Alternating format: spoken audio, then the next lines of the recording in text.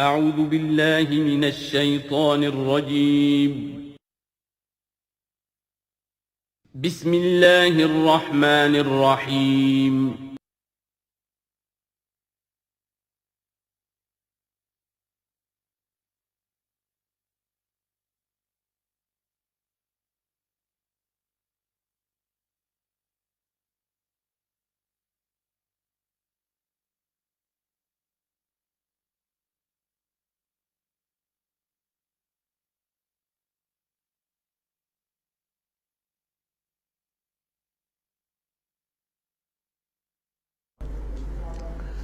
نحمده ونصلي على رسوله الكريم اما بعد فقد قال الله تبارك وتعالى كما ورد في سورة المجادلة اعوذ بالله من الشيطان الرجيم بسم الله الرحمن الرحيم ان الذين يحادون الله ورسوله كبتوا كما كبت الذين من قبلهم وقد انزلنا آیات بینات وللکافرین عذاب مہین صدق اللہ العظیم۔ جیسا کہ میں عرض کر چکا ہوں، سورہ حدید میں اللہ تعالیٰ کے لائق دیے ہوئے نظام عدل و قسط کے قیام کو، انبیاء کرام کی بعثت، کتابوں کے نزول اور جو میزان اللہ نے عطا فرمائی ہے اس کا مقصد قرار دیا گیا۔ ظاہر بات ہے کہ اس نظام عدل و قسط کو قائم کرنے کے لیے ایک جد و جہد، ایک سعی کرنی پڑے گی، اور اس میں یقیناً رکاوٹ ڈالی جائے گی ان لوگوں کی طرف سے کہ جو ایک غیر عادلانہ نظام میں مفادات اٹھا رہے ہوں، جن کو کہ کچھ پریولیجز حاصل ہوں۔ مثلا فرض کیجئے کسی معاشرے کے اندر سیاسی ریپریشن ہے، جبر ہے، ظاہر بات ہے کوئی ڈکٹیٹر ہیں، کچھ لوگ ہیں کہ جنہوں نے دوسرے لوگوں کو دبایا ہوا ہے، وہ کبھی پسند نہیں کریں گے کہ لوگوں کو ان کے حقوق مل جائیں۔ یا کسی معاشرے کے اندر زیادہ نمایاں چیز جو ہے وہ معاشی استحصال ہے، اکنامک ایکسپلائٹیشن ہے۔ نتیجہ کیا ہوگا کہ ایک طبقہ ہوگا غرباء کا، ہیو ناٹس کا، ایک ہوگا ہیوز کا۔ وہ ہیوز والے جو ہیں کبھی نہیں چاہیں گے کہ نظام بدلے، وہ رجسٹ کریں گے ٹوتھ اینڈ نیل۔ لہذا ایک کشاکش، ایک تصادم ناگزیر ہے۔ اس تصادم کے لیے دو گروہ نمایاں ہوتے چلے جائیں گے، ایک جو اللہ کے دین کے پر ایمان رکھنے والے اور جنہوں نے اپنی زندگیوں کو اس کام کے لیے وقف کر دیا ہو کہ اللہ کے دین کو نافذ کریں، دوسرے وہ کہ جو اس کی مخالفت کریں گے۔ اب ان دونوں کی کشاکش اور دونوں کے لیے علیحدہ علیحدہ عنوان ہیں جو تجویز کیے جا رہے ہیں سورہ مجادلہ میں۔ ارشاد ہوا ان الذین یحادون اللہ ورسولہ، یہ یحادون یہ بھی حدید سے ہی بنا ہے، محاددہ باب مفاعلہ، جیسے جوہد سے مجاہدہ تو محاددہ مقاتلہ باب مفاعلہ، یعنی سخت مخالفت، پوری طاقت کے ساتھ مخالفت۔ یقیناً وہ لوگ جو پوری قوت کے ساتھ مخالفت کرنے پر تل گئے ہیں اللہ کی اور اس کے رسول کی، اور ظاہر بات ہے کہ اللہ اور اس کے رسول سے مراد اللہ کا دین ہے۔ اللہ تعالیٰ کی ایک تکوینی حکومت تو پوری دنیا میں ویسے ہی قائم ہے، اللہ کی کوئی کیا مخالفت کرے گا؟ اللہ کے رسول صلی اللہ علیہ وسلم سے بھی ذاتی پرخاش کسی کو کچھ نہیں تھی، کوئی ذاتی چپقلش نہیں تھی، جیسا کہ سورہ انعام میں ہم نے پڑھا ہے وَلَٰكِنَّ الظَّالِمِينَ بِآيَاتِ اللَّهِ يَجْحَدُونَ، یہ تو اللہ کی آیات کا انکار کر رہے ہیں۔ اے نبی جنگ آپ سے نہیں ہے ان کی، وہ تو ہمارے دین سے ہے۔ تو یعنی وہ لوگ کہ جو پوری قوت کے ساتھ مقابلہ کر رہے ہیں، مخالفت کر رہے ہیں اللہ کی اور اس کے رسول کی، یعنی اس کے دین کی اور اس کے دین کے قیام کی۔ دین بھی اگر رکھا رہے کتابوں میں لکھا ہوا اور مزید پی ایچ ڈیز اس پہ آپ کرتے رہیے، کتابیں لکھتے رہیے، تو انہیں کوئی اعتراض نہیں، لیکن جب آپ یہ کہیں گے کہ اس دین کو قائم کرنا ہے تو یہ ہے بات کہ جو بہرحال ٹھنڈے پیٹوں برداشت نہیں کی جا سکتی۔ ان الذین یحادون اللہ ورسولہ کبتوا کما کبت الذین من قبلہم، وہ خوار ہو گئے، تباہ ہو گئے جس طریقے سے کہ ان سے پہلے کے لوگ تباہ ہوئے تھے۔ یعنی یہ کہ جیسے قوم فرعون تباہ ہوئی، قوم نوح تباہ ہوئی، قوم ہود تباہ ہوئی. جس نے بھی مخالفت کی اللہ کی اور اس کے رسول کی، ان کا جو انجام ہوا وہ تمہیں معلوم ہے. وَقَدْ أَنزَلْنَا آیَاتٍ بَيِّنَاتٍ، اور ہم اتار چکے ہیں روشن آیات. یعنی مکی صورتوں میں یہ سارے واقعات آ چکے ہیں. بڑی بڑی قومیں جو تم سے کہیں بڑھ کر، اے قریش اور اے عرب کے مشرکوں، تم سے کہیں بڑھ کر زیادہ طاقتور تھے، ان کو ہم نے ہلاک کیا. وَلِلْكَافِرِينَ عَذَابٌ مُّهِينٌ، یہ تو دنیاوی عذاب تھا جو ان پر آیا، ابھی ان کے لیے عذاب مہین جو ہے ذلت والا عذاب آخرت کے اندر ہے. یوم یبعثہم اللہ جمیعا فینبئہم بما عملوا، جس دن کہ اللہ تعالیٰ ان سب کو اٹھائے گا بعث بعد الموت، اور پھر انہیں جتلا دے گا جو انہوں نے عمل کیے تھے. احصاہ اللہ ونسوہ، اللہ نے تو ان کو محفوظ رکھا ہوا تھا، ان کا ریکارڈ تھا، ایک ایک عمل ان کا جو ہے وہاں پر موجود تھا. وَنَسُوا، وہ بھول بھی چکے تھے کہ انہوں نے کیا کیا زیادتیاں کی ہیں، کیا کیا حرام خوریاں کی ہیں، وہ تو بھول چکے تھے. وَاللَّهُ عَلَىٰ كُلِّ شَيْءٍ شَهِيدٌ، اور اللہ تعالیٰ تو ہر چیز پر گواہ ہے، خود نگران ہے. أَلَمْ تَرَ أَنَّ اللَّهَ يَعْلَمُ مَا فِي السَّمَاوَاتِ وَمَا فِي الْأَرْضِ، کیا تم نہیں دیکھتے کہ اللہ تعالیٰ تو جانتا ہے جو کچھ بھی ہے آسمانوں میں اور جو کچھ بھی ہے زمین میں. ما یکون من نجوا ثلاثۃ الا هو رابعهم، نہیں ہوتے کبھی بھی تین آدمی سرگوشیاں کرتے ہوئے مگر یہ کہ ان کا چوتھا اللہ ہوتا ہے. جماعتی زندگی میں ایک بڑا فتنہ پیدا ہو جاتا ہے کہ گروپ بندی ہو جائے، اور پھر وہ گروپس جو ہیں خفیہ جو ہے چیبیں گوئیاں شروع کر دیں. ایک جماعت ہے، اس جماعت میں ظاہر بات ہے اختلاف رائے بھی ہو سکتا ہے، لیکن اختلاف رائے کے لیے جو فورم ہے جہاں اختلاف رائے کا اظہار ہونا چاہیے وہاں اختلاف کیا جائے، اس کے قواعد و ضوابط کو ملحوظ رکھتے ہوئے. اس کی بجائے پرورٹڈ ذہنیت جو ہوتی ہے، تخریبی ذہنیت ہوتی ہے، وہ یہ ہے کہ اپنی ایک علیحدہ سی لابی بنا کر اور اپنے ہی مشورے کر رہے ہیں، گفتگویں کر رہے ہیں، تاکہ اپنے خیال میں تو اور پختہ سے پختہ ہوتے چلے جائیں. اگر عام ڈائیلاگ ہو تو اس میں تو پورا موقع ہوتا ہے کہ آج آپ کو کوئی خیال آیا ہے لیکن کل آپ کو اس کی غلطی آپ پر واضح ہو جائے، اور جو دوسرا خیال ہے آپ اس کے قائل ہو جائے کہ نہیں وہ بات واقعی میری سمجھ میں نہیں آئی تھی، اب سمجھ میں آ گئی ہے. لیکن اگر اس کی بجائے اوپن ڈائیلاگ کی بجائے اگر یہ خفیہ سرگوشیاں شروع ہو جائیں تو یہ گویا کہ پھر اس جماعت کے لیے یہ ایک بہت بڑا یوں سمجھیے کہ سم میں قاتل ہے، زہر ہے، مہلک زہر ہے. تو اس کا ذکر ہو رہا ہے. ما یکون من نجوا ثلاثۃ، جب کئی علیحدگی میں اور خفیہ مشورے کرتے ہیں تین افراد، الا هو رابعهم، اللہ تعالیٰ ان کے ساتھ موجود ہوتا ہے چوتھا. ولا خمسۃ الا هو سادسهم، نہیں ہوتے کوئی پانچ مگر یہ کہ ہوتا ہے اللہ چھٹا. ولا ادنی من ذلک، ادنا کیا ہوگا، دو ہوں گے ثلاثہ سے نیچے تو ان کے ساتھ تیسرا اللہ ہے. ولا اکثر، اس سے زائد ہو تب بھی اگر وہ خفیہ میٹنگز ہو رہی ہیں اور خفیہ سرگوشیاں ہو رہی ہیں تو اللہ تو ان کے ساتھ ہے. ہوا معہم اینما کانوا، یہ وہی الفاظ آ گئے جو سورہ حدید میں بھی آئے تھے. ہوا معکم اینما کنتم، اللہ ہوا معہم اینما کانوا، وہ تو موجود ہوتا ہے ان کے ساتھ جہاں کہیں بھی ہوں. ثم ینبئہم بما عملوا، پھر ان کو بتا دے گا، جتلا دے گا جو کچھ کہ انہوں نے عمل کیا تھا قیامت کے دن. ان اللہ بکل شیء علیم، یقینا اللہ ہر چیز کا علم رکھتا ہے. الم تر الی الذین نہوا عن النجوی، کیا تم نے دیکھا نہیں کہ وہ لوگ کہ جنہیں منع کیا گیا تھا نجوا سے. یہ آیت جو ہے سورہ نساء میں آ چکی ہے، آیت نمبر 114. لا خیر فی کثیر من نجواہم، اب اس سے ثابت ہو گیا کہ یہ سورہ مجادلہ اس کے بعد نازل ہو رہی ہے، اس لیے کہ اس کے بارے میں اشارہ کیا جا رہا ہے کہ ان کو منع کیا گیا تھا نجوا سے.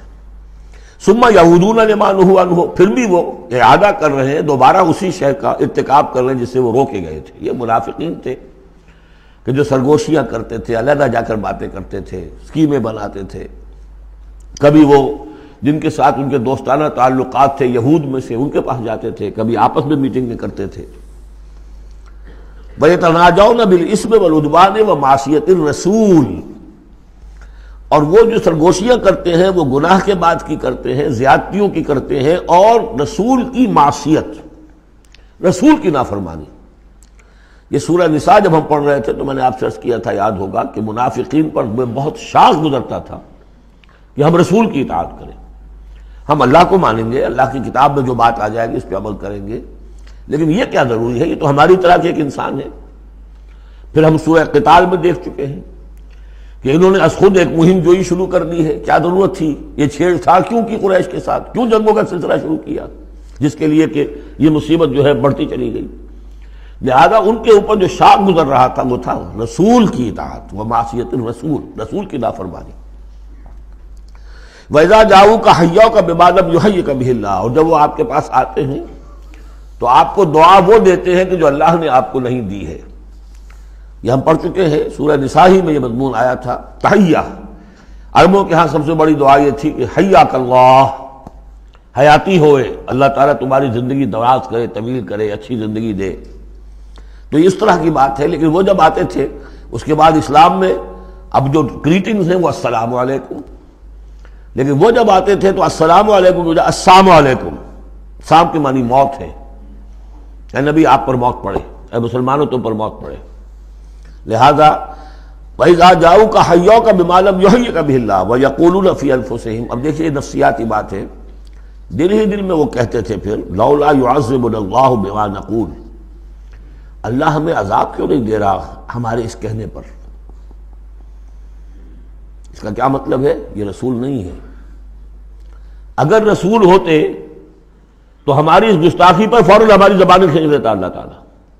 یہ ہے وہ چیز جس سے کہ ہم نے سورہ حدید میں دیکھا تھا کہ پھر وہ جو تھوڑی بہت پونجی ایمان کی ہوتی ہے وہ بھی برف کی طرح پگھلنی شروع ہو جاتی ہے، زائل ہونی شروع ہو جاتی ہے. ایک شرارت کی، السلام علیکم یا رسول اللہ کہا، پھر اس کے بعد ہمیں پکڑ تو کوئی نہیں ہوئی.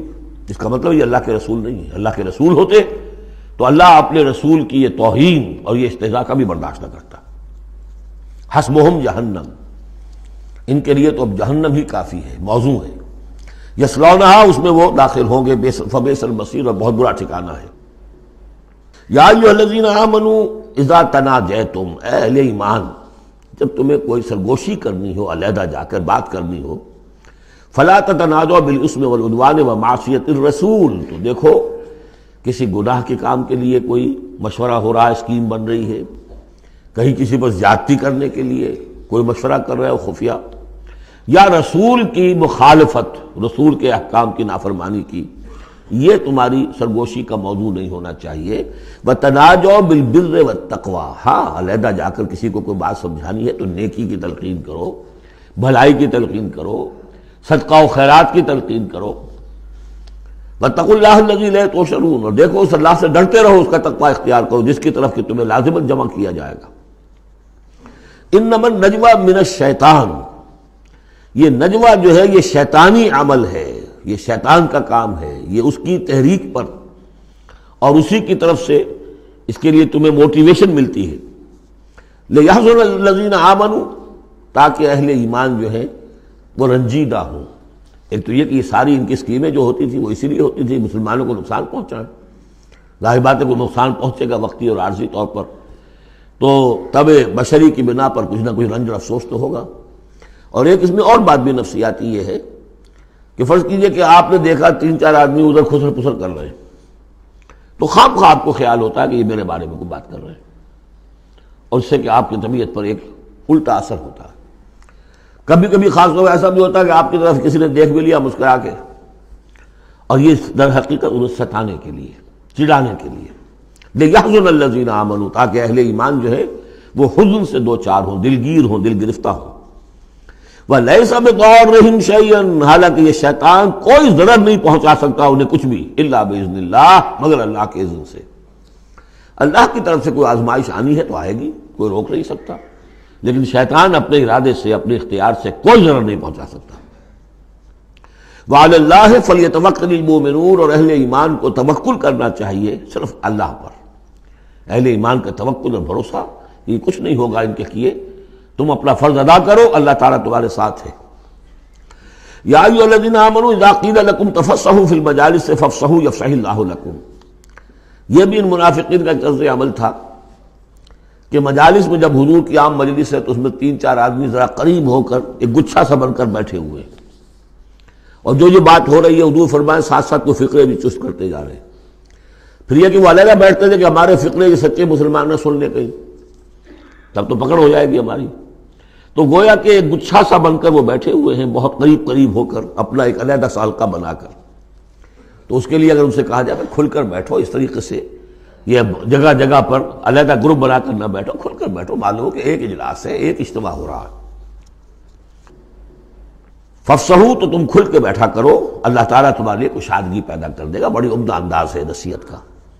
وَإِذَا قِيلَ انشُزُوا فَانشُزُوا يَرْفَعِ اللَّهُ الَّذِينَ آمَنُوا مِنكُمْ، اور جب کہا جائے کہ اٹھ کھڑے ہو تو چلے جایا کرو، اٹھ جایا کرو۔ یہ بھی ہوتا تھا کہ ایک میٹنگ ہے، مشورہ ہے، گفتگو ہوئی ہے، کوئی مسئلہ طے ہو گیا ہے، اب یہ ہمیں اقدام کرنا ہے، یہ فیصلہ کرنا ہے۔ اب یہ کہ جب مجلس برخاست ہوئی وہ بیٹھے ہوئے وہیں پر کچھ ایک گروپ بنا کر اب اس کے اوپر تبصرے ہو رہے ہیں۔ یہ بھی در حقیقت بحیثیت مجموعی جماعت کے اندر ایک سوء ظن کی سی فضا پیدا کرنے والی شے ہے۔ اب جب اجتماع تھا، بیٹھے تھے، اجتماع ختم ہو گیا، اب جائیے۔ جب کہا جائے کہ اٹھ جاؤ تو اٹھ جایا کرو، اٹھ کھڑے ہوا کرو۔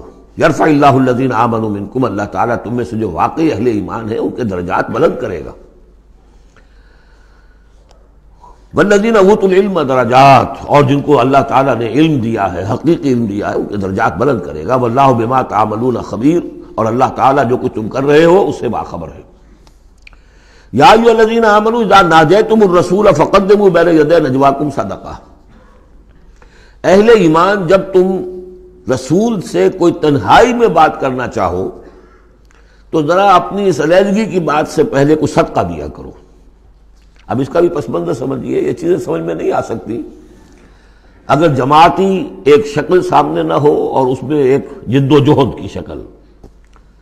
ہوتا کیا ہے کہ کچھ لوگ وہ اپنی حضور سے قرب ظاہر کرنے کے لیے اور اپنی حیثیت کو علیحدہ ممیز کرنے کے لیے، حضور ذرا مجھے آپ سے علیحدگی میں بات کرنی ہے تاکہ لوگ دیکھ لیں یہ کوئی بڑا چودھری ہے، بڑا اہم آدمی ہے، یہ علیحدگی میں جا کے بات کر رہا ہے، تو بڑا یعنی یہ کہ حضور کو بھی اس پر اعتماد ہے، اور وہ اپنی ایک نمایاں حیثیت ظاہر کرنے کے لیے۔ اور جو ان میں منافق تھے، جو عبداللہ ابن ابی کے بارے میں آپ کو بتا چکا ہوں کہ جب حضور جمعے کا خطبہ دینے کھڑے ہوتے تھے تو پہلے صف میں ہوتا تھا، پہلے کھڑا ہو جاتا تھا خود، اور کہتے لوگوں دیکھو توجہ سے سنو، یہ اللہ کے رسول ہے، تاکہ اس کی اپنی حیثیت ایک ظاہر ہو جائے کہ وہ یہاں کا چودھری ہے۔ اور وہ تھا مدینے کا چودھری، اس لیے کہ خزرج کا سردار تھا، اور خزرج بڑا قبیلہ تھا، اور طے کر چکے تھے اہل مدینہ کہ اسے بادشاہ بنا لیں گے، اپنا نظام بنائیں گے، چونکہ بہت عرصہ ہو گیا تھا انہیں باہم لڑتے ہوئے اوس اور خزرج کو۔ اب وہ چاہ رہے تھے کوئی ایک نظام ہو جائے، ہمارا بھی ایک بادشاہ ہو کوئی، اور اس کے لیے تاج بن چکا تھا، بس تاج پوشی باقی تھی کہ حضور تشریف لے آئے جو بے تاج بادشاہ بن گئے۔ اب اس کے جو بادشاہی کے خواب تھے سارے کے سارے جو ہیں وہ ختم ہو گئے، لہذا اس کے اندر دشمنی اول روز سے تھی، تو وہ بھی اپنی اس حیثیت کو ظاہر کرنے کے لیے کھڑے ہو کر کہتا تھا۔ اسی طرح یہ کہ اذا ناجیتم الرسول، تو اب آپ نے چونکہ مال سے تو محبت بہت تھی، حضور نے کہا کہ پہلے کو صدقہ دے کر پھر ذرا آ کے حضور سے بات کیا کرو۔ ٹیکس لگا دیا اللہ تعالیٰ نے حضور سے علیحدہ گفتگو کا۔ اب وہ تو اس سے پہلوتی کر گئے، اور تھا صرف یہی بتانا تھا کہ یہ لوگ جو بہت قریب آ کے حضور سے باتیں کیا کرتے تھے، ان کو مال سے اتنی محبت ہے کہ کوئی صدقہ دے کر اور پھر حضور سے علیحدہ گفتگو کرنے کے لیے کوئی آمادہ نہیں ہوا ان میں سے۔ حضرت علی کہتے ہیں رضی اللہ تعالیٰ عنہ، میں واحد شخص تھا جس نے حضور سے تنہائی میں گفتگو کے لیے آپ سے وقت مانگا اور صدقہ جو ہے اس کو پیش کیا، لیکن اللہ تعالیٰ نے جلد ہی اس حکم کو جو ہے منسوخ بھی کر دیا۔ یہ حکم بہت جلدی منسوخ ہوا ہے۔ یا ایھا الذین آمنوا اذا ناجیتم الرسول فقدموا بین یدی نجواکم صدقہ ذالک خیر لکم واطہر، یہ تمہارے لیے بہت بہتر بھی ہے اور بہت پاکیزہ بات ہے۔ فإن لم تجدوا فإن اللہ غفور رحیم، ہاں اگر تم غریب ہو، تمہیں نہیں تمہارے پاس کوئی شے ہے تو اللہ تعالیٰ غفور اور رحیم ہے، یہ گنجائش رکھتی تھی۔ لیکن ظاہر بات ہے منافقین تو غریب نہیں تھے، متمول لوگ تھے، مرفع الحال لوگ تھے۔ اس کے بعد فرمایا اشفقتم ان تقدموا بین یدی نجواکم صدقات، کیا تم ڈر گئے اس سے کہ رسول کے ساتھ اپنی تنہائی کی بات اور ملاقات سے پہلے کوئی صدقہ دو؟ فإذ لم تفعلوا وتاب اللہ علیکم، تو جب تم نے یہ نہیں کیا تو اللہ تعالیٰ نے بھی تمہاری توبہ کو قبول کیا، تم پر نظر عنایت فرمائی۔ فاقیموا الصلاۃ وآتوا الزکاۃ وأطیعوا اللہ ورسولہ، تو بس ٹھیک ہے، نماز قائم رکھو، زکوٰۃ ادا کرو، اور اللہ اور اس کے رسول کی اطاعت کرتے رہو۔ واللہ خبیر بما تعملون، اور اللہ باخبر ہے اس سے کہ جو تم کر رہے ہو۔ تو یہ حکم آیا بہت عارضی طور پر اور بہت جلد ختم بھی کر دیا گیا، لیکن یہ کہ اس سے وہ لوگ نمایاں ہو گئے کہ جو پہلے بہت ہی بار بار آتے تھے اور علیحدہ سے مشورے کرتے تھے اور اپنی ایک حیثیت جو ہے اس کا اظہار اس طریقے سے کیا کرتے تھے جب اس حکم کے بعد چند دن تک وہ نہیں آئے تو معلوم ہو گیا ہوگا، اور پھر ان کو بھی شرم آئی ہوگی کہ اب دوبارہ ہم وہ کام نہ کریں۔ الم تر الی الذین تولوا قوما غضب اللہ علیہم، کیا تم نے غور نہیں کیا کہ وہ لوگ کہ جنہوں نے دوستی گانٹھی ہے ان سے کہ جن پر اللہ کا غضب ہے۔ یہاں مراد کون ہے؟ یہودی۔ یہودی کون ہے؟ مغضوب علیہم، جو لوگ ہیں مسلمانوں تم میں سے، چاہے اوس کے ہوں یا خزرج کے ہوں، جنہوں نے ان سے ابھی تک یارانے گانٹھے ہوئے ہیں، دوستیاں ہیں، حلیفی کے پرانے تعلقات کو ابھی تک نبھا رہے ہو۔ الم تر الی الذین تولوا قوما غضب اللہ علیہم ما هم منکم ولا منہم، وہ نہ تم میں سے ہے نہ ان میں سے۔ یہ منافقین کا یہ رول، لا الہ ہؤلاء ولا الہ ہؤلاء، مذبذبین بین ذلک، سورہ نساء میں ہم پڑھ چکے ہیں۔ وَيَحْلِفُونَ عَلَى الْكَذِبِ وَهُمْ يَعْلَمُونَ، اور وہ جانتے بوجھتے جھوٹے حلف اٹھاتے ہیں، قسمیں کھاتے ہیں، جھوٹی قسمیں کھاتے ہیں۔ أَعَدَّ اللَّهُ لَهُمْ عَذَابًا شَدِيدًا، اللہ تعالیٰ نے تیار کر رکھا ہے ان کے لیے ایک سخت عذاب۔ إِنَّهُمْ سَاءَ مَا كَانُوا يَعْمَلُونَ، یقیناً جو طرز عمل وہ اختیار کیے ہوئے ہیں وہ بہت ہی برا ہے۔ اتخذوا أيمانهم جنة، انہوں نے اپنی قسموں کو ڈھال بنا لیا ہے۔ جہاں کسی بات پر گرفت ہوئی، خدا کی قسم، اللہ گواہ ہے یہ معاملہ یوں نہیں تھا، یوں تھا۔ اب دوسرا شخص جو ہے شریف مسلمان ہے، وہ مروت میں آ کے اللہ کی قسم کھا رہا ہے تو کم سے کم چپ تو ہو جاتا تھا، اب میں کیا کروں؟ لہذا انہوں نے قسموں کو اپنی ڈھال بنا لیا۔ فصدوا عن سبیل اللہ، تو وہ رکتے بھی ہیں، روکتے بھی ہیں اللہ کے راستے سے۔ فلہم عذاب مہین، تو ان کے لیے اہانت آمیز عذاب ہے۔ لن تغنی عنہم اموالہم ولا اولادہم من اللہ شیئا، ان کے کچھ کام نہیں آئیں گے، نہ ان کے اموال نہ ان کی اولادیں، اللہ کے مقابلے میں کچھ بھی۔ اولئک اصحاب النار، یہ حقیقتاً جہنمی ہیں، ہم فیہا خالدون، اور اس میں ہمیشہ ہمیشہ رہیں گے۔ ایک بظاہر کون ہے؟ بظاہر تو محمد کے ماننے والے ہیں صلی اللہ علیہ وسلم۔ منافق کون تھے؟ اسلام کا دم بھرتے تھے، کہتے تھے ہم مسلمان ہیں۔ جو سورہ منافقون آئے گی اسی سلسلے میں، قسمیں کھاتے تھے، اذا جاءک المنافقون قالوا نشہد انک لرسول اللہ واللہ یعلم انک لرسولہ واللہ یشہد ان المنافقین لکاذبون۔ یہ منافق جو کہہ رہے ہیں جھوٹ کہہ رہے ہیں، حالانکہ بات تو کہہ رہے ہیں سچی ہے کہ آپ اللہ کے رسول ہیں، بات سچی کہہ رہے ہیں لیکن ہیں جھوٹے، اس لیے کہ ان کے دل میں آپ پر ایمان نہیں ہے۔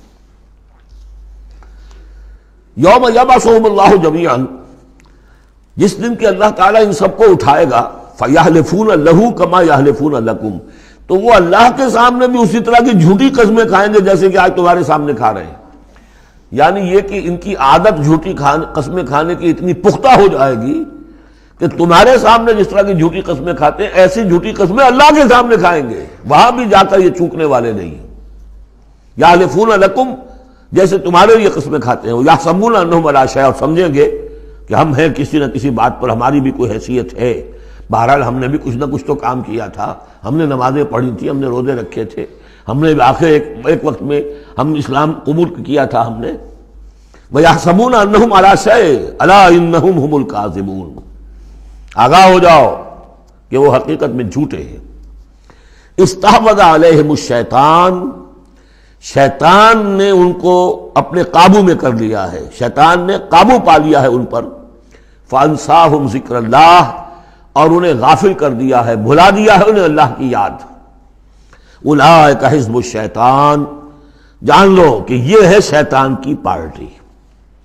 یعنی شیطان کی پارٹی جو ہے، ایک تو وہ ہے کہ جو کھلم کھلا سامنے سے وار کرنے والے ہیں، مشرکین مکہ تھے، کھلم کھلا جو بھی کر رہے تھے حضور کے خلاف، کھلم کھلا اقدام تھا ان کا۔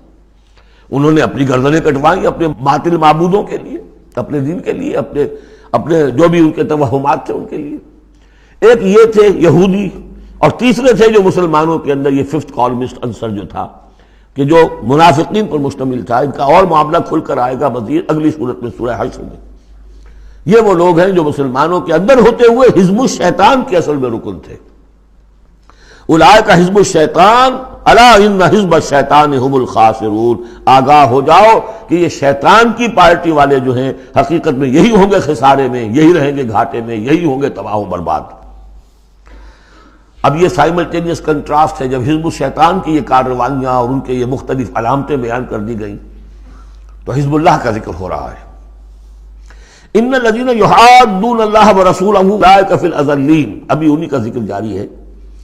یقیناً وہ لوگ جو مخالفت کر رہے ہیں اور ایڑی چوٹی کا زور لگا رہے ہیں، یحادون اللہ ورسولہ اولئک فی الاذلین، یہ لوگ ہوں گے جو سب سے زیادہ ذلیل ہو کر رہیں گے، سب سے زیادہ ذلیل، اذل۔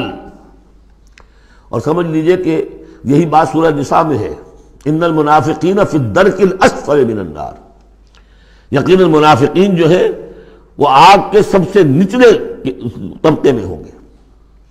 اب وہ مضمون آ گیا ہے جو اس سے پہلے سورہ صافات میں بھی آ چکا ہے، اور بہت اہم ہے یہ مضمون، اور اہم مضامین میں نے کئی مرتبہ عرض کیا قرآن مجید میں کم سے کم 2 جگہ ضرور ہوتے ہیں۔ کتب اللہ لأغلبن انا ورسلی، اللہ نے طے کر دیا ہے، لکھ دیا ہے، میں لازماً، میں اور میرے رسول غالب آئیں گے۔ سورہ صافات میں ہم پڑھ چکے ہیں، وَلَقَدْ سَبَقَتْ كَلِمَتُنَا لِعِبَادِنَا الْمُرْسَلِينَ إِنَّهُمْ لَهُمُ الْمَنْصُورُونَ وَإِنَّ جُنْدَنَا لَهُمُ الْغَالِبُونَ۔ یہ بات تو ہماری طرف سے پہلے ہی سے طے شدہ ہے کہ جنہیں بھی ہم رسول بنا کر بھیجیں گے ان کے بارے میں ہمارا یہ قانون ہے، اٹل ہے۔ وَلَقَدْ سَبَقَتْ كَلِمَتُنَا لِعِبَادِنَا الْمُرْسَلِينَ إِنَّهُمْ لَهُمُ الْمَنْصُورُونَ، کہ یقیناً ان کی مدد کی جائے گی۔ وَإِنَّ جُنْدَنَا لَهُمُ الْغَالِبُونَ، وہ تو ہمارا لشکر ہے، حزب اللہ ہے، ہماری پارٹی ہے، رسول اور اس کے ساتھی وہ تو ہماری پارٹی ہے، ہمارا لشکر لازماً غالب آئے گا۔ یہاں بھی فرمایا ان الذین یحادون اللہ ورسولہ اولئک فی الاذلین، وہ تو نہایت ذلیل ہوں گے۔ کتب اللہ لأغلبن انا ورسلی، اللہ نے لکھ دیا ہے کہ میں اور میرے رسول غالب آ کر رہیں گے۔ ان اللہ قوی عزیز، بے شک اللہ تعالیٰ زبردست ہے، زور آور ہے۔ اب اس میں جو لٹمس ٹیسٹ آ رہا ہے حزب اللہ میں ہے کون، اس میں جو سب سے بڑی بات ہے وہ یہ کہ اپنے سابقہ رشتوں کو، چاہے وہ باپ ہو، بیٹا ہو، بھائی ہو، حلیف ہو، دوست ہو، اگر وہ ایمان نہیں لایا اور آپ کے ایمان کی تلوار نے آپ کے اور اس کے درمیان کے رشتے کو کاٹ دیا، تب تو آپ حزب اللہ میں ہیں، اور اگر وہ رشتہ جو ہے لگا رہا آپ کے ساتھ تو آپ حزب اللہ میں نہیں۔ لٹمس ٹیسٹ یہ یکسو ہونا۔ لا تجد قوما یؤمنون باللہ والیوم الآخر یوادون من حاد اللہ ورسولہ، تم نہیں پاؤ گے ان لوگوں کو جو حقیقتاً ایمان رکھتے ہوں اللہ پر اور یوم آخر پر کہ وہ محبت کر رہے ہیں ان سے جو مخالفت کرتے ہیں اللہ کی اور اس کے رسول کی۔ سیدھی سی بات ہے۔ ایک وہ کفار ہیں جو انرٹ ہوں، پیسو ہوں، آپ کے خلاف کوئی اقدام نہ کر رہے ہوں، اسلام کے خلاف کوئی، ان کا معاملہ علیحدہ ہو جائے گا، یہ سورہ ممتحنہ میں آئے گا۔ لیکن وہ لوگ جو ایکٹیو ہیں، ریزسٹ کر رہے ہیں، اسلام کے خلاف جدوجہد کر رہے ہیں، اگر ان کے ساتھ بھی کوئی دوستی کا رشتہ ہے تو پھر حزب اللہ سے آپ خارج ہو گئے۔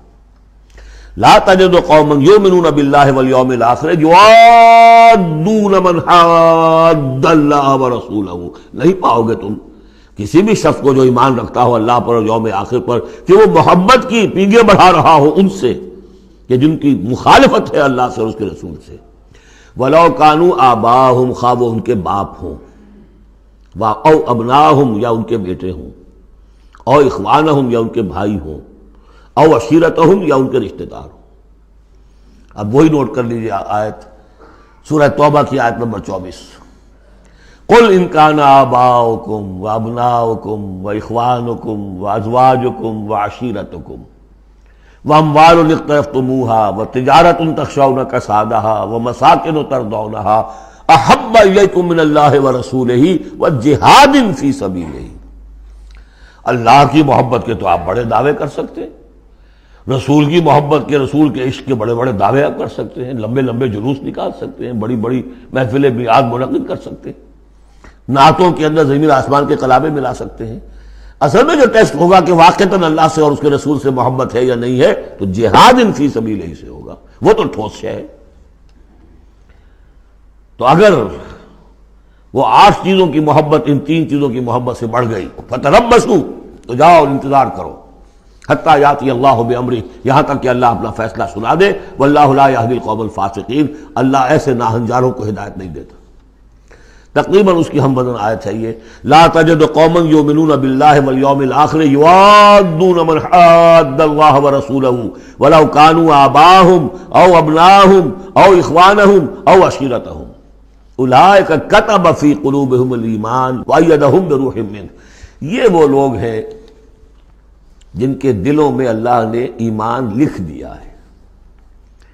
لکھ دینا کسی چیز کا پختہ کر دینا، طے کر دینا، لکھ دیا ہے، نقش فی الحجر، جیسے کہ پتھر میں لکیر ہو جائے، ایسا اللہ نے اس کو لکھ دیا ہے۔ وَأَيَّدَهُمْ بِرُوحٍ مِّنْهُ، اور پھر ان کی مدد کی ہے اللہ تعالیٰ نے اپنی طرف سے، اپنے غیب کے فیض سے، روح سے۔ اب یہ روح فرشتہ بھی ہو سکتا ہے، یا اللہ تعالیٰ کی طرف سے الہام بھی ہو سکتا ہے، تو جو بھی اللہ کی طرف سے جو غیر مرئی جو بھی مدد آتی ہے وہ سب روح ہے۔ وَيُدْخِلُهُمْ جَنَّاتٍ تَجْرِي مِن تَحْتِهَا الْأَنْهَارُ خَالِدِينَ فِيهَا، اور وہ داخل کرے گا انہیں ان باغات میں جن کے دامن میں ندیاں بہتی ہوں گی اور جس میں وہ ہمیشہ ہمیشہ رہیں گے۔ رضی اللہ عنہم ورضوا عنہ، وہ اللہ سے راضی ہو جائیں گے اور اللہ ان سے راضی ہو جائے گا، یا یوں کہیے کہ وہ اللہ سے راضی ہو چکے اور اللہ ان سے راضی ہو چکا۔ اولئک حزب اللہ، اب یہ آیا ہے کنٹراسٹ، وہ حزب الشیطان، یہ حزب اللہ۔ اولئک حزب اللہ، یہ ہے اللہ کی پارٹی، اللہ کی جماعت۔ الا ان حزب اللہ هم المفلحون، آگاہ ہو جاؤ کہ یقیناً اللہ کی جماعت جو ہے وہی فلاح پانے والی ہے، اللہ کی پارٹی ہی کے لیے آخری کامیابی ہے۔ یہ مضمون اس سے پہلے سورہ مائدہ میں بھی آ چکا، فإن حزب اللہ هم الغالبون، وہاں آیا فإن حزب اللہ هم الغالبون، اللہ کی پارٹی ہی غالب آ کر رہے گی۔ لیکن دنیا میں غالب آ جانا در حقیقت اگرچہ یہ بڑی کامیابی ہے، لیکن سب سے بڑی کامیابی تو وہ فلاح ہے۔ اولئک الا ان حزب اللہ هم المفلحون، وہ انہیں کو فلاح ملنے والی ہے کہ جو اللہ کی پارٹی سے متعلق ہوں گے۔ اللہم ربنا اجعلنا منہم، اللہم ربنا اجعلنا منہم، اللہم ربنا اجعلنا منہم، آمین یا رب العالمین۔ سورۃ الحشر، بسم اللہ الرحمن الرحیم۔ سبح للہ ما فی السماوات وما فی الارض، سورہ حدید اس سے ایک لفظ میں بڑھ گیا صرف، وہاں تھا سبح للہ ما فی السماوات والارض، یہاں ما فی کا اضافہ، تسبیح کرتی ہے اللہ کی ہر وہ شے جو آسمانوں میں ہے اور ہر وہ شے جو زمین میں ہے، گویا کہ ایمفیسس بڑھ گیا۔ باقی وہی دو اسماء گرامی اللہ کے، وہو العزیز الحکیم، وہ العزیز ہے، زبردست ہے، اس کا اختیار مطلق ہے، اس میں کوئی چیکس اینڈ بیلنسز نہیں ہے، لیکن حکیم ہے، کمال حکمت والا۔ هو الذی اخرج الذین کفروا من اہل الکتاب من دیارہم لاول الحشر، اس میں اب یہ غزوہ بنی نذیر کا ذکر ہو رہا ہے۔ تین قبیلے تھے مدینے میں جب حضور تشریف لائے ہیں، بنو قینقاع، بنو نذیر، بنو قریظہ۔ سب سے پہلے ان تینوں سے معاہدہ ہو گیا۔ سب سے پہلے شرارت کی تھی غزوہ بدر کے فوراً بعد، وہ بنو قینقاع نے کی تھی۔ انہوں نے اپنے معاہدے کی خلاف ورزی کی، شرارتیں کی، تو حضور نے ان کو مدینے سے نکال دیا۔ دوسری باری آئی اس کی، یہ ہے بنو نذیر۔ غزوہ احد کے بعد، سن 3 میں غزوہ احد ہوا ہے، سن 4 میں ان یہ واقعہ پیش آیا ہے۔ انہوں نے، ان کا ایک سردار تھا کعب ابن اشرف، اس نے بڑی ریشہ دوانی شروع کی، قریش کے ساتھ سلسلہ جنبانی ہو رہا ہے، خود بھی گیا کسی طریقے سے، ہم تو ہماری جان ضیق میں آ گئی ہے، محمد آ گئے وہاں پر، آپ کی قوم کے لوگ ہیں، اب آپ ہی ہمیں ہماری جان ان سے چھڑائیں اور آپ لوگ حملہ کریں، ہم اندر سے مدد کریں گے۔ لہذا یہ ساری ریشہ دوانی ہو رہی تھی۔ ایک مرتبہ حضور کو بلایا، کچھ معاملات میں گفتگو کرنی ہے، جہاں بیٹھے ہوئے تھے کسی دیوار کے سائے میں نیچے، اس کے اوپر سے ایک بڑی چکی کا پارٹ جو ہے پھینکا تاکہ حضور کو ہلاک کر دے۔ تو یہ ساری ان کی طرف سے ریشہ دوانیاں ہو رہی تھیں۔ اس کے بعد بالآخر حضور نے فیصلہ کیا اور ان کے خلاف اقدام کیا۔ ربیع الاول سن 4 میں محاصرہ کر لیا ان کا، 6 دن یا یہ کہ مختلف تعداد آئی ہے دنوں کی، یہ محاصرہ جاری رہا۔ ان میں ہمت نہیں ہوئی کہ یہ مقابلہ کرتے، بالآخر انہوں نے سرنڈر کر دیا اور طے یہ پایا کہ انہیں جانے کی اجازت ہوگی اور جو سامان بھی یہ یہاں سے لے جا سکے۔ تو اب یہ ظاہر بات ہے کہ ان کے مکان تھے، وہ مکان بھی وہ گرا رہے تھے، کواڑ ہی لے جائیں، وہ جو اوپر کڑیاں لگی ہوئی ہیں وہی لے جائیں۔ تو یہ سب کے سب جو پورا قبیلہ ہے نکل گیا، جو سامان اٹھا کر لے جا سکتے تھے وہ لے گئے۔ وہ تیسرا معاملہ جو ہوا پھر وہ بنو قریظہ کا ہوا، وہ غزوہ احزاب کے بعد ہوا، وہ ہم پڑھ چکے ہیں سورہ احزاب کے اندر۔ اس طرح ایک ایک کر کے تینوں ان قبائل نے یہود کے وعدہ خلافی کی اور پھر وہ اپنے کیفر کردار کو پہنچے. یہ بنی نذیر کا معاملہ ہے. هو الذی اخرج الذین کفروا من اہل الکتاب من دیارہم، وہی ہے جس نے نکال باہر کیا ان کافروں کو جو اہل کتاب میں سے تھے ان کے گھروں سے لاول الحشر، پہلے جمع ہونے کے وقت. یعنی مسلمان بھی سمجھتے تھے کہ اتنی آسانی سے نہیں ہوگا معاملہ، جنگ ہوگی، یہ سامنے آئیں گے، میدان میں آئیں گے، جنگ ہوگی، خونریزی ہوگی. ان لوگوں کی بھی بڑی بڑکیں تھیں، پہلے تو بہت بڑکیں مارتے تھے کہ ہم یہ کر دیں گے، وہ کر دیں گے. مسلمانوں قریش سے تمہاری جنگ ہوئی ہے، اگر بھی ہم سے اگر مقابلہ پیش آیا تو تمہیں معلوم ہوگا جنگ کسے کہتے ہیں، وغیرہ وغیرہ. یہ سورہ بنی اسرائیل، سورہ آل عمران کے بالکل شروع میں اس کا تذکرہ ہے.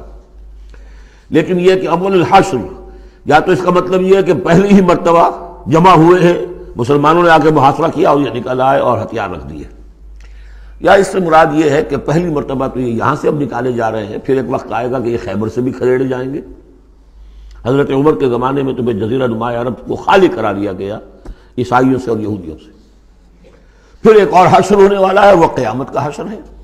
تو اول الحشر یہ ہے جو ہوا ہے، ان کے ساتھ پیش آیا. ما ظننتم ان یخرجوا، مسلمانوں تمہارا بھی گمان یہ نہیں تھا کہ وہ نکل جائیں گے اتنی آسانی سے. وظنوا، اور ان کا بھی یہ یقین تھا، انہم مانعتہم حصونہم، کہ ان کے جو قلعے ہیں وہ انہیں بچا لیں گے، ان کی حفاظت کریں گے، من اللہ، اللہ سے. فَأَتَاهُمُ اللَّهُ مِنْ حَيْثُ لَمْ يَحْتَسِبُوا، تو اللہ نے تو ان پر حملہ کیا وہاں سے جہاں سے انہیں گمان ہی نہیں تھا، یعنی ان کے دلوں میں رعب ڈال دیا. باہر سے کچھ کرنے کی ضرورت نہیں اللہ کو، اللہ نے ان کے دلوں میں خوف پیدا کر دیا. وَقَذَفَ فِي قُلُوبِهِمُ الرُّعْبَ، ان کے دلوں میں اللہ تعالیٰ نے رعب جو ہے وہ ڈال دیا. یخربون بیوتہم، اب دیکھ لو وہ خود اپنے گھر جو ہیں ان کی تخریب کر رہے ہیں، توڑ رہے ہیں، کوئی کیواڑ نکالنے کو، کچھ کھڑکی نکالنے کو، کوئی چوکھٹ نکالنے کو، کوئی اور اوپر کے جو ہے کڑیے اور شہتیر لے جانے کے لیے. یخربون بیوتہم بایدیہم، اپنے ہاتھوں سے بھی تخریب ہو رہی ہے، وایدی المومنین، اور اہل ایمان کے ہاتھوں سے بھی. فاعتبروا یا اولی الابصار، تو اے آنکھوں والو عبرت حاصل کرو. یہ گویا کہ سنایا جا رہا ہے بنو قریظہ کو بھی، جب تم رہ گئے ہو، ایک رہ گیا، عبرت حاصل کرو. وَلَوْلَا أَن كَتَبَ اللَّهُ عَلَيْهِمُ الْجَلَاءَ، اگر اللہ تعالیٰ نے پہلے سے یہ لکھ نہ دیا ہوتا کہ ان کو جلا وطن کیا جائے گا، لَعَذَّبَهُمْ فِي الدُّنْيَا، تو انہیں اور سخت عذاب دیتا دنیا کی زندگی میں. وَلَهُمْ فِي الْآخِرَةِ عَذَابُ النَّارِ، اور آخرت میں تو ان کے لیے آگ کا عذاب ہے ہی. ذَلِكَ بِأَنَّهُمْ شَاقُّوا اللَّهَ وَرَسُولَهُ، یہ اس لیے کہ انہوں نے اللہ اور اس کے رسول سے مخالفت کی، زندم زندہ کی. وَمَن يُشَاقِّ اللَّهَ فَإِنَّ اللَّهَ شَدِيدُ الْعِقَابِ، اور جو اللہ کے ساتھ، جو اس کے ساتھ زندم زندہ کرے، اللہ کے ساتھ اللہ کی مخالفت پر کمر کس لے، تو تم سمجھ لو کہ اللہ تعالیٰ تو پھر سزا دینے میں بہت سخت ہے. مَا قَطَعْتُم مِّن لِینَةٍ أَوْ تَرَكْتُمُوهَا قَائِمَةً عَلَىٰ أُصُولِهَا، جو بھی تم نے لینا، یہ ایک خاص قسم کے کھجور کا درخت ہوتا تھا لینا، ان کے جو یہ گڑھیاں تھیں، ان کے جو مکان تھے، حویلیاں تھیں، ان کے چاروں طرف جو ہے کھجوروں کے اس طرح کی باڑ سی جیسے لگی ہوئی تھی، ایک طرح کی فصیل کھجوروں کا درخت گھنے. تو جب مسلمانوں نے محاصرہ کیا تو بعض جگہوں سے انہوں نے کھجور کے یہ درخت کاٹے، اس لیے کہ حملہ کرنے کے لیے پر کھلی جگہ چاہیے تھی. تو انہوں نے پھر پروپیگنڈا بنایا، اسکینڈل بنا دیا، دیکھو یہ اللہ کے رسول بنے پھرتے ہیں اور یہ اہل ایمان، اور یہ درخت کاٹ رہے ہیں. تو یہاں اللہ تعالیٰ نے اہل ایمان کے اس اقدام کی طرف اس کا جواز عطا فرمایا ہے کہ یہ تم نے صحیح کیا، تو غلط کام نہیں کیا. مَا قَطَعْتُم مِّن لِینَةٍ أَوْ تَرَكْتُمُوهَا، تم نے جو بھی وہ کھجور کے درخت کاٹے یا جو بھی تم نے چھوڑ دیے انہیں، قائمۃ علی اصولھا، جو اپنی جڑوں پر کھڑے ہوئے ہیں اب بھی، فبإذن اللہ، یہ سب اللہ کے اذن سے ہوا ہے. یعنی اللہ کے رسول صلی اللہ علیہ وسلم نے اگر نہیں روکا ہے تو ان کا نہ روکنا گویا کہ اللہ کی طرف سے اس کی ایک منظوری اور اس کی طرف سے اللہ تعالیٰ کی طرف سے امپلائڈ جو ہے اس کی سینکشن ہے. مَا قَطَعْتُم مِّن لِینَةٍ أَوْ تَرَكْتُمُوهَا قَائِمَةً عَلَىٰ أُصُولِهَا فَبِإِذْنِ اللَّهِ وَلِيُخْزِيَ الْفَاسِقِينَ، اور یہ اس لیے تھا تاکہ فاسقوں کو اللہ تعالیٰ رسوا کرے اور ذلیل و خوار کرے. اب اس سورہ مبارکہ کا یہ ایک اہم ترین مضمون آ رہا ہے، اور وہ ہے فے کا مال. مال غنیمت جب جنگ ہو اور جنگ کے نتیجے میں جو بھی مال ملے وہ مال غنیمت ہے. اس کا حکم سورہ انفال میں آ چکا. خمس جو ہے 5واں حصہ اللہ اور اس کے رسول کے لیے اور رسول کے قرابت داروں کے لیے اور مسکینوں کے لیے اور وابن السبیل اور مسافر کے لیے 4 حصے تقسیم ہو جائیں گے مجاہدین کے مابین جنہوں نے جنگ میں حصہ لیا، اور ان میں سے جو سواری والے ہوں گے دوہرا حصہ، اور جو پیدل ہوں گے انہیں اکیلا۔ یہاں اب ذکر ہو رہا ہے کہ جنگ کی نوبت نہیں آئی، لہذا یہ مال فے ہے، یہ غنیمت نہیں ہے، یہ مال فے ہے، اور یہ کل کا کل اللہ اور اس کے رسول کا ہے۔ گویا کہ اس میں کسی کو بھی مسلمان کو کوئی حصہ نہیں ملے گا سوائے اس کے کہ جو اللہ کا رسول کسی کو فقیر کو غریب کو مسکین کو دینا چاہے، وہ الگ بات ہے۔ وما افاء اللہ علی رسولہ، اور جو مال کے ہاتھ لگا دیا ہے اللہ نے اپنے رسول کے، منہم ان سے یعنی بنو نذیر سے، فما اوجفتم علیہ من خیر ولا رکاب، تو دیکھو اے مسلمانوں، تم نے ان پر نہیں دوڑائے نہ اپنے گھوڑے نہ اونٹ، ولیکن اللہ یسلط رسلہ علی من یشاء، یہ تو اللہ کی حکمت ہے، مشیت ہے، اس کی قدرت ہے، اللہ تعالیٰ مسلط کر دیتا ہے اپنے رسولوں کو جس پر چاہتا ہے۔ یہ خاص قدرت خدا بندی سے کہ اللہ نے ان کے دلوں میں رعب ڈال دیا، انہوں نے خود آ کے سرنڈر کر دیا، تو تمہیں تو جنگ کرنے کی نوبت پیش نہیں آئی، لہذا یہ مال غنیمت نہیں ہے۔ تو اللہ علی کل شیء قدیر، اللہ تعالیٰ ہر چیز پر قادر ہے۔ اب یہ حکم آ رہا ہے، ما افاء اللہ علی رسولہ من اہل القری، جو مال بھی ہاتھ لگا دے اللہ اپنے رسول کے ان تمام بستی والوں سے، فللہ وللرسول ولذی القربى والیتامى والمساکین وابن السبیل، اس کا جو مصرف ہے وہ یہ کہ اللہ اور اس کا رسول، اس سے مراد ہے اسلامی ریاست، پھر رسول کے اپنے اخراجات، اپنی ازواج مطہرات کا دار نفقہ، اپنا جو ذمہ داریاں ہیں معاشرتی، پھر رسول کے قرابت دار، ظاہر بات ہے ذی القربیٰ جو ہے وہ عام آدمی کے بھی قرابت دار ہیں، ان کے ساتھ حسن سلوک ہوتا ہے، تو رسول کے بھی تو قرابت دار ہیں، اور رسول کا کوئی اور ذریعہ معاش تو ہے نہیں، والیتامى والمساکین وابن السبیل، باقی اس کے علاوہ جو بھی مستحق ہیں، فقراء ہیں، غریب ہیں اور ان کے لیے محتاج ہیں، کہ لا یکون دولۃ بین الاغنیاء منکم، اور یہ اہم ترین اسٹیٹمنٹ آف آبجیکٹیوز ہے، مقصد کیا ہے، کہ لا یکون، تاکہ ایسا نہ ہو کہ دولت تمہارے امیروں ہی کے مابین چکر لگاتی رہے۔ یعنی ظاہر بات ہے کہ اب جو لوگ بھی جو جنگ میں حصہ لیا ہے، جن کے پاس گھوڑے بھی تھے اور اونٹ بھی تھے، اب ان کو دگنے حصے مل جاتے سارے اس مال میں سے، تو گویا کہ جو لوگ پہلے ہی سے کچھ مرفع الحال ہیں، جن کے پاس پہلے ہی کچھ ہے، انہی کی طرف مال اور بڑھ رہا ہے، اور جو بیچارے غریب ہیں وہاں کے، وہ گویا کہ اس سے ان کی غربت کے ازالے کی کوئی شکل نہیں ہو پائے گی۔ تو اللہ تعالیٰ کے سامنے یہ ہے کہ دولت کی تقسیم ہو ایسی کہ اس کی سرکولیشن جو ہے معاشرے کے اندر، اس کی گردش دولت ایسی ہو کہ سب کو حصہ ملے اور سوسائٹی کے تمام طبقات جو ہے اس سے مستفید ہوں۔ کہ لا یکون دولۃ بین الاغنیاء منکم، تاکہ ایسا نہ ہو کہ یہ دولت، یہ سرمایہ، یہ مال تمہارے امیروں ہی کے مابین گردش میں رہے۔ اس کی ایک سادہ سی مثال میں دیتا ہوں کہ 1 کروڑ پتی کی بیٹی لاکھوں روپے کا جہیز لے کے 1 کروڑ پتی کے بیٹے کے گھر چلی گئی، گویا کہ وہ لاکھوں روپے کے جہیز نے گردش تو کی ہے، لیکن 1 کروڑ پتی سے نکل کے دوسرے کروڑ پتی کے ہاں چلی گئی۔ یہ دولت گردش کر رہی ہے اسی ایک اونچے طبقے کے اندر، انہی کے اندر جو ہے گردش ہو رہی، گردش ہے بھی اگر تو ان کے مابین۔ ہونا یہ چاہیے کہ یہ سوسائٹی کے تمام طبقات کے اندر اس کا نفوذ ہو رہا ہو، سب کو اس سے فیض پہنچ رہا ہو، تاکہ یہ جو اس قدر جو ہے اونچ نیچ ہے، اتنی عدم مساوات ہے، وہ ختم ہو۔ وہ مساوات کے تمام انسان بالکل برابر کر دیے جائیں، وہ تو نہ کبھی ہوئی ہے نہ ہو سکتی ہے، وہ تو کمیونزم بھی مر گیا اور ایک دن کے لیے بھی اس مساوات کو قائم نہیں کر سکا۔ یہ ضرور ہے کہ انہوں نے جو اتنا فرق و تفاوت تھا، وہ نہیں ہے کہ جو امریکہ میں آج بھی ہے اور اس وقت بھی تھا، وہ فرق و تفاوت وہاں نہیں تھا، لیکن یہ کہ بالکل برابر سپاہی اور سپہ سالار برابر تو نہیں ہو سکتے، کچھ نہ کچھ فرق تو ہوگا، لیکن یہ کہ ایسا نہ ہو کہ معاشرے کے ایک طبقے میں ایک طرف تو احتیاج ہی احتیاج بڑھتی چلی جائے، بھوک ہو، احتیاج ہو، جس کے لیے کہ یہاں تک فرمایا حضور نے قاد الفقر ان یکون کفرا، فقر جو ہے احتیاج وہ انسان کو کفر تک پہنچا دیتی ہے۔ اور حضرت شاہ ولی اللہ دہلوی رحمۃ اللہ علیہ نے، وہ میں سمجھتا ہوں کہ اس دور جدید میں جو بھی معاشی مسائل کی پیچیدگیاں پیدا ہونے والی تھی، اس کا بڑا گہرا فہم جو تھا سب سے پہلے جس عالم دین کو ہوا ہے وہ شاہ ولی اللہ دہلوی ہے۔ ان کا کہنا یہ ہے کہ جس معاشرے میں، جس ملک میں تقسیم دولت کا نظام غیر منصفانہ ہوگا، اس کا نتیجہ یہ نکلے گا کہ ایک طرف دولت کے انبار ہوں گے، نتیجہ یہ کہ عیاشیاں ہوں گی، بدماشیاں ہوں گی، دوسری طرف عام لوگ جو ہے وہ ڈھور ڈنگر بن کر رہ جائیں گے، وہ بار برداری کے جانوروں کی حیثیت اختیار کر لیں گے کہ صبح سے لے کے شام تک کمر توڑ دینے والی جو ہے مشقت کر کے بھی بمشکل اپنی ضرورت پوری کر رہے ہیں۔ تو گویا کہ یہ غیر مساوی نظام تقسیم دولت جو ہے یہ دو دھاری تلوار ہے، ادھر بھی کاٹ رہی ہے ادھر بھی کاٹ رہی ہے۔ جدھر ایکومولیشن آف ویلتھ ہو رہی ہے ادھر عیاشیاں ہیں، بدماشیاں ہیں، ادھر جو بھی کچھ ہو رہا ہے اللہ تللے ہیں، نمود و نمائش کے لیے خرچ کیا جا رہا ہے، اس سے اور جو ہے دل پھٹ رہے ہیں۔ کسی بڑے سیٹ صاحب کی بیٹی کی شادی ہے اور پوری کوٹھی بقع نور بنی ہوئی ہے، ایک ایک پتے کے ساتھ انہوں نے لگا رکھا ہے ایک ایک بل، اور دوسری طرف اس سیٹ کا کوئی نہ کوئی شوفر بھی ہے، کوئی اس کا کھانا پکانے والا ہے، کوئی چوکیدار ہے، کوئی مالی ہے، اور اس کے گھر میں بچی جو ہے بوڑھی ہو رہی ہے اور اس کا ہاتھ پیلا نہیں ہو سکتا اس لیے کہ کچھ نہیں ہے اس کے پاس۔ تو ان ملازمین کے دل میں ان کی محبت پیدا ہوگی یا نفرت پیدا ہوگی؟ انما یرید الشیطان ان یوقع بینکم العداوۃ والبغضاء، شیطان تو چاہتا ہے تمہارے مابین دشمنی اور بغض کے جذبات پیدا کرے، اور وہ پیدا ہو رہے ہیں۔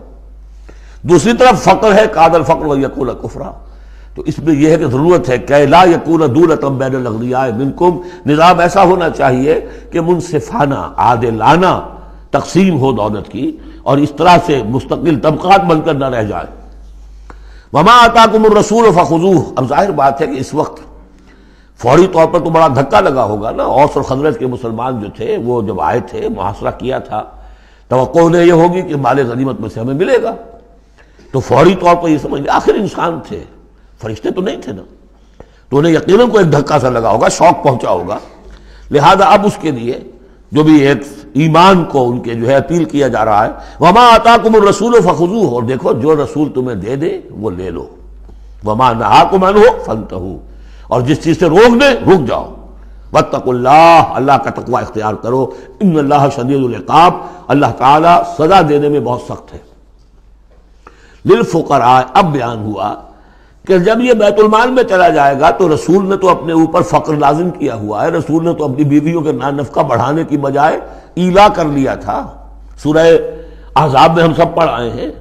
رسول یہ کس کو دے گا؟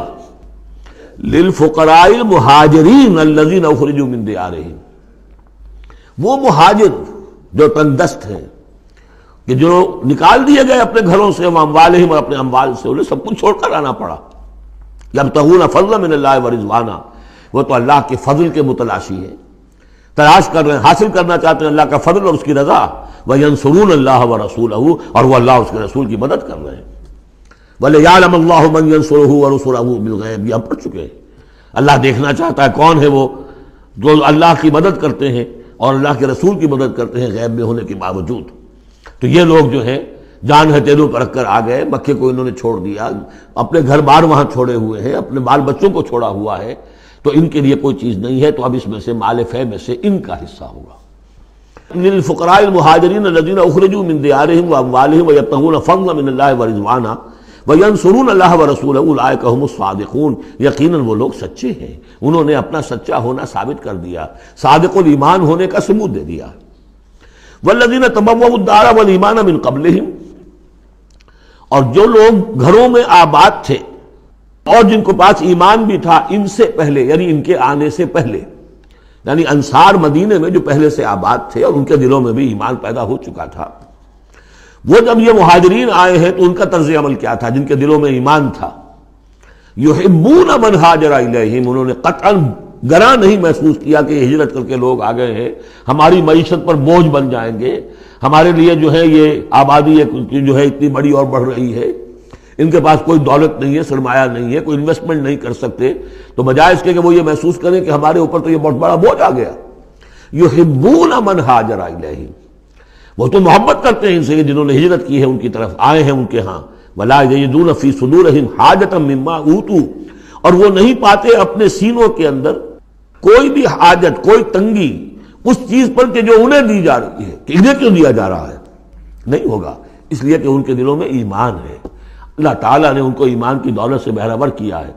یہ جیسا کہ میں نے عرض کیا کہ انصار میں سے جن حضرات کو توقع تھی کہ اب یہ سارا مال و اسباب جو چھوڑ کر گئے ہیں بنو نذیر، اس میں سے ہمیں بھی حصہ ملے گا، اور جب یہ طے ہو گیا کہ یہ سارا مال فے ہے، یہ مال غنیمت ہے ہی نہیں، تو آخر فوری طور پر تو ایک دھکا سا لگا ہوگا۔ یہ ساری آیات در حقیقت ان کی تشفی کے لیے، تسکین کے لیے، ان کے جذبہ ایمان کو اپیل کرتے ہوئے اللہ اور اس کے رسول کے حوالے سے وہ بات کی جا رہی ہے، اور جو بھی ان کے اندر ایمان تھا در حقیقت اس کا اعتراف کرتے ہوئے کہ والذین تبوؤا الدار والایمان من قبلہم یحبون من ہاجر الیہم، وہ تو محبت کرتے ہیں ان لوگوں سے جو ہجرت کر کے ان کے ہاں آ گئے ہیں، ولا یجدون فی صدورہم حاجۃ مما اوتوا، اور انہیں ہرگز کوئی تنگی محسوس نہیں ہوتی اس معاملے پر کہ جو انہیں دیا جا رہا ہے مہاجرین کو، وَيُؤْثِرُونَ عَلَىٰ أَنفُسِهِمْ وَلَوْ كَانَ بِهِمْ خَصَاصَةٌ، اور وہ تو اپنے اوپر ترجیح دیتے ہیں دوسروں کو خواہ ان کے اپنے اوپر تنگی ہو۔ یعنی انصار بھی سب کے سب جو ہیں وہ دولت مند تو نہیں تھے، ان میں بھی غریب بھی تھے، لیکن یہ کہ چاہے وہ خود تنگدست ہوں لیکن یہ کہ وہ دوسروں کو ترجیح دیتے ہیں، انہوں نے اپنے مہاجر بھائیوں کے لیے ایثار کیا ہے، قربانی کی ہے۔ ایثار جو ہے اس کے معنی ہوتی ہے ترجیح کرنا، کسی کو مقدم رکھنا۔ یؤثرون علی انفسہم ولو کان بہم خصاصہ، اپنے اوپر ان کو ترجیح دے رہے ہیں اگرچہ ان کے اپنے ہاں بھی تنگ دستی ہے، خواہ ہو ان کے ہاں تنگ دستی۔ ومن یوق شح نفسہ فاولئک هم المفلحون، اور یقیناً جو کوئی بھی بچا لیا گیا اپنے جی کے لالچ سے وہ وہی ہے کہ جو فلاح پانے والے ہیں۔ یہ ترغیب و تشویق ہے انصار کے لیے کہ جن کو گویا کہ اس مال فے سے ان آیات کی روح سے بالکل محروم قرار دے دیا گیا، الا یہ کہ ان کے ہاں جو یتامہ ہو، مساکین ہو، ان کے لیے تو ظاہر بات ہے کہ وہ حصہ موجود ہے۔ اب جو آیت آ رہی ہے اس حصے کی وہ یہ ہے، بہت عظیم آیت اس پہلو سے ہے کہ اسی سے استدلال کیا حضرت عمر نے رضی اللہ تعالیٰ عنہ ہماری تاریخ کے ایک بہت اہم موقع پر، جبکہ خاصا اختلاف بھی اس میں پیدا ہو گیا تھا۔ پہلے وہ موقع سمجھ لیجئے، جب حضرت عمر کے دور خلافت میں عراق فتح ہو گیا، شام فتح ہو گیا، ایران فتح ہو گیا، مصر فتح ہو گیا، تو ایک فرٹائل کریسنٹ کہلاتا ہے مڈل ایسٹ کا، بہت زرخیز علاقہ، درمیان میں تو اگرچہ عراق کے اور شام کے ایک بڑا صحرا ہے لیکن ایک کریسنٹ پاتا ہے، یوں بہت فرٹائل ایریا۔ اب یہ جو مجاہدین تھے، صحابہ کرام کتنے تھے؟ چند ہزار۔ ان کی طرف سے مطالبہ ہوا کہ یہ ساری زمینیں یہ مال غنیمت ہے، 1/5 رکھیے بیت المال کے لیے، 4/5 ہمارے اندر تقسیم کر دی۔ اگر ایسا ہو جاتا تو تاریخ انسانی کی عظیم ترین جاگیرداری پیدا ہو جاتی، پورا ملک تقسیم ہو جاتا چند ہزار صحابہ کے اندر۔ اس سے بھی آگے بڑھ کر اس میں امپلائڈ یہ بھی تھا کہ ان ملکوں کی تمام آبادی ہماری غلام ہے، تقسیم کر دیجئے انہیں۔ مال غنیمت میں جو غلام آتے تھے وہ تقسیم ہوتے تھے کہ نہیں؟ لونڈیاں آتی تھی تو تقسیم ہوتی تھی کہ نہیں؟ یہ اتنا بڑا مسئلہ تھا، حضرت عمر رضی اللہ تعالیٰ عنہ نے اس پر غور کیا، اور ان کی رائے یہ ہوئی کہ یہ جو مال ہے یہ مال فے شمار ہوگا، مال غنیمت نہیں۔ مال غنیمت صرف وہ ہوگا جو کسی جنگ میں مارکے کے عین مقام پر جو چیز ملے گی، جو تلواریں دشمن کے ہاتھ سے آپ کے ہاتھ لگ گئیں، زرہیں ہیں اور سامان ہے، یا بھیڑیں بکریاں ہیں، ان کے بھی تو راشن ساتھ ہوتے تھے کہ نہیں، گھوڑے ہیں، اونٹ ہیں، یا وہاں جو POWs ہوں گے جو وہاں گرفتار ہوں گے، جو لڑنے والے، یا عورتیں اگر وہاں ساتھ ہوں گی وہ کنیزیں بنائی جائیں گی، تو جو محاذ جنگ پر جو مال آئے گا وہ تو غنیمت ہے۔ لیکن پورا ملک، اب جنگ تو ایک ہوئی ہے، نہابند کی جنگ ہوئی ہے یا فلاں کسی اور کی جنگ ہوئی ہے، تو اس کے نتیجے میں تم پورا کا پورا ملک جو ہے کسی کے قبضے میں آ گیا۔ ساری حکومت جو تھی ابراہیم لودھی کی، پانی پت کی جنگ کے اندر وہ ہارا اور ساری حکومت جو ہے وہ اب بابر کی ہو گئی۔ تو اگر اس طرح کا کوئی معاملہ اس وقت سمجھا جاتا تو اب سارے کے سارے لوگ غلام اور ان کی عورتیں کنیزیں، جو چاہیں کریں وہ۔ اب اس پر جب حضرت عمر کی یہ رائے ہوئی، اور اس کے لیے دلیل یہ لائے تھے کہ انہوں نے فرمایا کہ یہ جو فے کا حکم چلا آ رہا ہے، اس میں ایک تو فرمایا گیا ما افاء اللہ علی رسولہ من اہل القری فللہ وللرسول ولذی القربى والیتامى والمساکین وابن السبیل۔ اگلی آیت میں فرمایا للفقراء المہاجرین الذین اخرجوا من دیارہم واموالہم، اسی کے ساتھ جوڑا انہوں نے اس آیت کو والذین جاؤوا من بعدہم، جو اور بعد میں آئیں گے۔ اب یہ ظاہر بات ہے کہ یہ آج تو جتنے چند ہزار مسلمان تھے انہوں نے فتح کر لیا، اب اتنی بڑی امت ہے جو مسلمان بعد میں آئیں گے، اس کا مطلب ان کا تو کوئی حصہ رہا ہی نہیں۔ یہ بیت المال کی ملکیت قرار پائیں گی ساری زمینیں، تاکہ یہ امت مسلمہ کی ایک کلیکٹیو ملکیت ہو، collective ownership of the whole Muslim ummah. تاکہ اس سے جو بیت المال کے اندر خراج آئے گا اس خراج سے تمام مسلمانوں کی بہبود، اور یہ کہ اللہ کے دین کی آگے نشر و اشاعت، اس کا ایک مکمل نظام، اور جو ہماری حدیں ہیں تو سرحدوں کے اوپر جو ہے فوجی پہرا، اس کے لیے باقاعدہ فوج رکھنا، اس کے لیے مسلسل جو ہے آمدنی چاہیے، اس سب کے لیے حضرت عمر نے کہا کہ یہ مال فے قرار پائے گا ان لوگوں کی اس آیت کی روح سے، کہ اس میں حق صرف انہی کا نہیں ہے کہ جو اس وقت ہیں، والذین جاءوا من بعدہم، وہ جو لوگ ان کے بعد آئیں گے ان کے بھی اس کے اندر حق ہے۔ اس آیت سے انہوں نے استدلال کیا رضی اللہ تعالی عنہ۔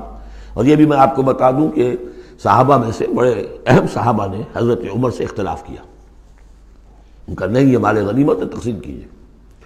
پھر یہ کہ ایک باقاعدہ جو ہے ایک کمیشن بنایا گیا، اس میں کچھ اوس کے، کچھ انصار اور کچھ جو ہے خزرج کے، ان کو ایک کمیشن بنایا گیا، انہوں نے غور کیا، سب کی بات سنی، اور پھر حضرت عمر رضی اللہ تعالیٰ عنہ کی رائے کے مطابق انہوں نے فیصلہ دیا، اور اسی پر پھر اجماع ہو گیا۔ اور اس سے اب مسلمان ممالک کے اندر جو اراضی ہیں ان کی دو مستقل قسمیں بن گئی ہیں، ایک اراضی عشری، ایک اراضی خراجی۔ عشری اراضی ان مسلمانوں کی قرار پائی اور اس علاقے کے مسلمانوں کی قرار پائی جو بغیر لڑے بھڑے ایمان لے آئے، جیسے مدینے کے لوگ۔ حضور نے مدینے کو فتح تو نہیں کیا بلکہ وہ تو خود لے کر آئے حضور کو، تو وہاں کی زمینیں انہی کے قبضے میں رہیں۔ عشری زمین قبضے میں ہوتی ہے، ملکیت ہوتی ہے مسلمان کی، اس میں سے عشر ہوگا پیداوار کا 10واں حصہ یا 20واں حصہ۔ یہ زمینیں کہ جہاں کسی قوم نے، کسی فوج نے لڑ بھڑ کر پھر شکست کھائی ہو یا پھر کسی اور طریقے سے فتح کیا گیا ہو ملک، اگر مسلمانوں نے فتح کیا ہو تو وہاں کی ساری زمینیں خراجی ہیں، وہ کسی کی انفرادی ملکیت نہیں ہے بلکہ اجتماعی ملکیت ہے۔ کلیکٹیو اونرشپ آف لینڈ پہلی مرتبہ تاریخ انسانی میں حضرت عمر رضی اللہ تعالیٰ عنہ کے اس اجتہاد کے نتیجے میں وجود میں آیا، کلیکٹیو اونرشپ آف لینڈ، کہ کسی کی انفرادی ملکیت نہیں ہے۔ جو ملک بھی فتح کیا گیا ہے بزور شمشیر طاقت کے ساتھ، اس کی زمینیں خراجی ہیں، عشری نہیں ہیں، یعنی وہ مسلمانوں کی اجتماعی ملکیت ہے، انفرادی نہیں ہے۔ اب مسلمان ہو چاہے تو وہاں پر، چاہے وہ مجوسی تھے یا ہندو ہو، کوئی ہو، وہ کاشت کریں گے، لیکن اس میں سے خراج جائے گا سیدھا بیت المال میں، کوئی اس میں بیچ میں نہ زمیندار ہے اور نہ کوئی جاگیردار ہے۔ اس زمین کو کہتے ہیں خراجی زمین۔ اور پچھلی صدی تک تقریباً اس پر اجماع تھا کہ ہندوستان کی ساری زمینیں خراجی ہیں، یہاں کوئی عشری زمین نہیں ہے، کوئی زمین ملکیت ہی نہیں ہے، کسی کو ملکیت نہیں، سب یہ مسلمانوں کی اجتماعی ملکیت ہے۔ چنانچہ قاضی صلاح اللہ پانی پتی رحمۃ اللہ علیہ، پچھلی صدی کے بڑے عظیم مفسر، محدث، بہت بڑے صوفی، بہت بڑے مفتی، ان کی تفسیر جو ہے تفسیر مظہری، وہ انہوں نے اپنے مرشد کے نام پر لکھی خود ہے، لیکن نام تفسیر صلاحی نہیں رکھا، تفسیر مظہری اپنے استاد کے نام سے منسوب کیا۔ تو اس تفسیر کے لکھنے والے شخص نے جو رسالہ لکھا ہے مالا بدھ منہ، وہ فقہ کا ایک بہت ہی ابتدائی سا رسالہ ہے، اور ہمارے سارے عربی مدارس میں وہ پڑھایا جاتا ہے۔ وہ فقہ کی تعلیم جو ہر مسلمان کو معلوم ہونی چاہیے، مالا بدھ منہ، اس میں صاف لکھا ہے ہندوستان میں کوئی زمین عشری ہے ہی نہیں، لہذا میں عشر کے مسائل اس میں لکھتا ہی نہیں۔ خام خواہ طلبہ کے دلوں پر بوجھ پڑے، کیا ضرورت ہے، جبکہ یہاں اس کی اپلیکیشن ہی نہیں ہے۔ ہندوستان میں کوئی زمین جو ہے عشری نہیں، سب خراجی ہے۔ خراجی ہے تو اس کا نتیجہ کیا نکلتا ہے کہ بالکل نیا بندوبست اراضی ہو سکتا ہے، ان جاگیرداروں سے زمین واپس لی جا سکتی، ملکیت ہی نہیں ہے ان کی۔ یہ تو یہ کہ کبھی کسی شہنشاہ نے دے دی یا انگریزوں نے دے دی، کسی اور نے دے دی، ان کی ملکیت نہیں ہے، یہ ہے خراجی زمینیں، خراجی رہیں گی۔ تو یہ بہت اہم مسئلہ ہے اور اس کا تعلق اس آیت سے ہے۔ والذین جاءوا من بعدہم یقولون ربنا اغفر لنا ولاخواننا الذین سبقونا بالایمان، وہ یہ کہتے ہیں پروردگار ہمیں بھی بخش دے اور ہمارے ان بھائیوں کو بھی بخش دے جو ایمان میں ہم سے سبقت لے گئے، ہم سے پہلے تھے۔ ولا تجعل فی قلوبنا، اور ہمارے دلوں میں مت پیدا کر غلا، کوئی بھی کدورت، کوئی بھی بیر، للذین آمنوا، ان لوگوں کے لیے جو صاحب ایمان ہو۔ ربنا انک رؤوف الرحیم، پروردگار تو رؤوف ہے اور رحیم ہے۔ بارک اللہ لی ولکم فی القرآن العظیم ونفعنی وإیاکم بالآیات والذکر الحکیم۔